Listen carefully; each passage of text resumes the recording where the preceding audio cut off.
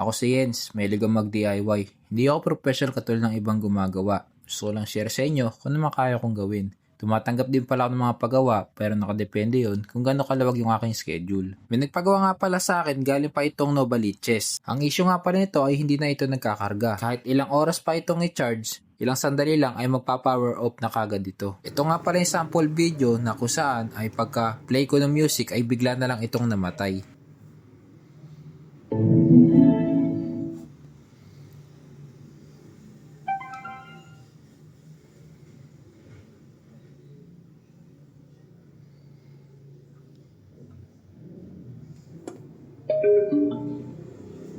Kaya sa akin palagay, battery ang sira nito. Gumamit nga pala ako dito ng sarili kong pangdungkit para matanggal ko yung cover ng speaker. Yung makikita nyong kulay orange dyan ay galing ngayon sa PVC pipe na pinlat ko lang. At yung isang bakal na ginamit ko sa pagdungkit ng cover ay nilagyan ko lang ito ng tape para hindi magasgasan yung cover. Isa-isa ko na nga pala tinatanggal yung bawat parts ng speaker katulad nitong nasa bottom part. Tinanggal ko lang yung dikit para matanggal ko yung mga tornilyo sa ilalim nito. Hindi na nakapagtaka kung maraming tornilyo yung tinatanggal ko dahil ganito talaga pagka branded yung speaker. Manasabi mo na hindi talaga tinipid sa tornilyo. Sa part na to, isang side na lang ipapakita ko sa inyo kung paano ko tinanggal yung cover sa gilid dahil inabot din ako dito ng matagal dahil iniingatan ko na baka may mapungol na plastic. Allen wrench nga pala ang ginamit ko dito para matanggal ko yung mga tornilyo. Pinabilis ko na lang dito yung video dahil sa dami ng aking tinanggal na tornilyo. Sunod ko namang tinanggal dito yung pinaka-silicone cover nung pindutan. Sunod ko namang dinungkit dito yung pinaka-pindutan. So dito, gumamit lang ako dito ng plastic na pangdungkit dahil napakaselan nito. Unting mali lang ay pwede kong mabasag or masira yung pinaka-board. Ginamit ko lang pala ulit dito yung aking ginawang improvise na pangdungkit para mapagbiyak ko na yung speaker. Chinek ko lang pala dito yung output voltage na galing sa BMS at kung makikita nyo, napakababa na talaga.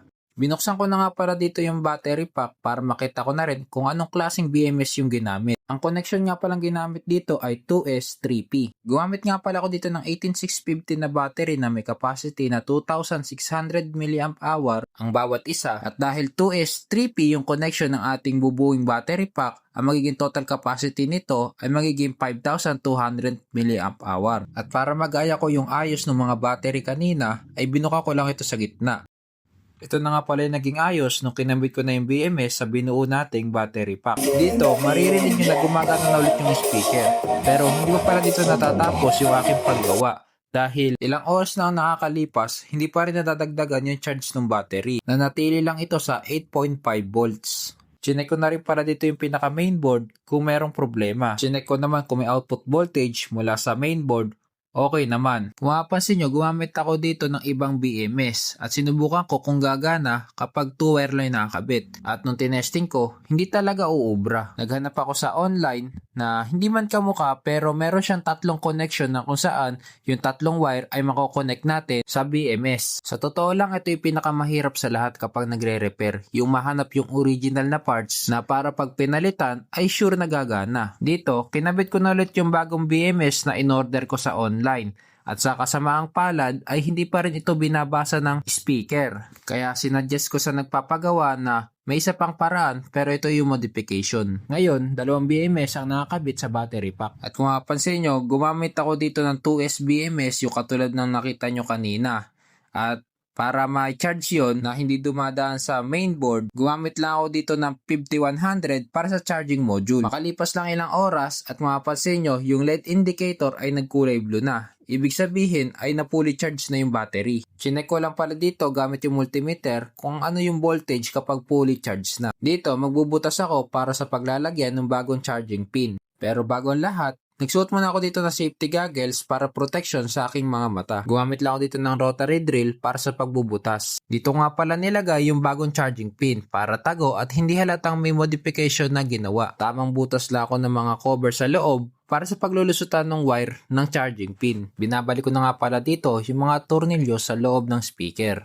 Pagkatapos ko maibalik yung mga tornilyo, isinunod ko namang ibalik yung battery pack na ginawa natin. Pagkatapos ko mailagay yung battery, isinunod ko namang lagyan ng pandikit yung paglalagyan ng mga pindutan sa taas. Sinisigurado ko na lang dito na maayos ko itong mailalapat. At bago ko i-assemble ulit, gusto ko muna ipakita sa inyo kung ano yung nasa loob nito after ng modification. At kung mapapansin nyo, yung 5100 na charging module ay dinagdagan ko po ito ng heatsink. Nang sa ganon ay mabawasan yung init ng module habang ito ay nagcha-charge. Sa part na to, unti-unti ko nang binabalik yung bawat parts ng speaker. Katulad nito, isa-isa ko na rin binabalik yung bawat tornilyo nito. Nagbutas nga pala ako ng maliit dito para makita yung charging indicator. Red kapag charging at kulay blue naman kapag fully charged. Sa part na to, binabalik ko na yung cover na kung saan ako nahirapan nung pagtatanggal. Pero para sa akin, mas mahirap ang pagbabalik dahil mas kailangan kong magdoble ingat para maiwasan ko yung pagkasira ng mga lock. Isa-isa ko na nga pala ulit na binabalik yung mga tornilyo na tinanggal ko. Naglagay nga pala ako dito ng transparent na tape para ma-seal ko yung butas na ginawa kanina. Kaya transparent ang nilagay ko para tumagos dun yung ilaw ng charging indicator. Sunod ko naman kinabit dito yung front and back cover ng speaker. Doble ingat din ako sa pagbabalik nito dahil may mga lock ito. Kapag nabali yun, hindi ko na mailalapat yung cover. Sunod ko namang binalik yung pang ilalim ng cover at binalik ko na rin yung mga tornilyo nito. Sunod ko namang nilagyan ng dikit yung paglalagyan ng goma sa ilalim ng speaker. Binalik ko na rin pala dito yung handle strap. Sa part na to, teteste ko na ulit dito yung speaker.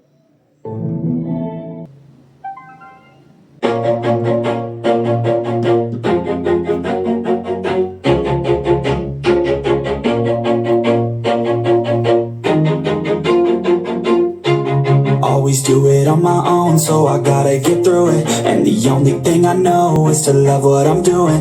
Ngayon, gumagana na ulit yung speaker at nagcha-charge na rin ito ng maayos. Masasabi ko na successful yung ginawa nating modification. Bago ko tapusin yung video, gusto ko na magpasalamat kay Sir na galing pa sa Novaliches. Salamat po sa tiwala at sa pag-antay para magamit nyo po ulit yung speaker nyo. Hanggang dito na lang ulit. Maraming salamat po sa panonood. Paalam!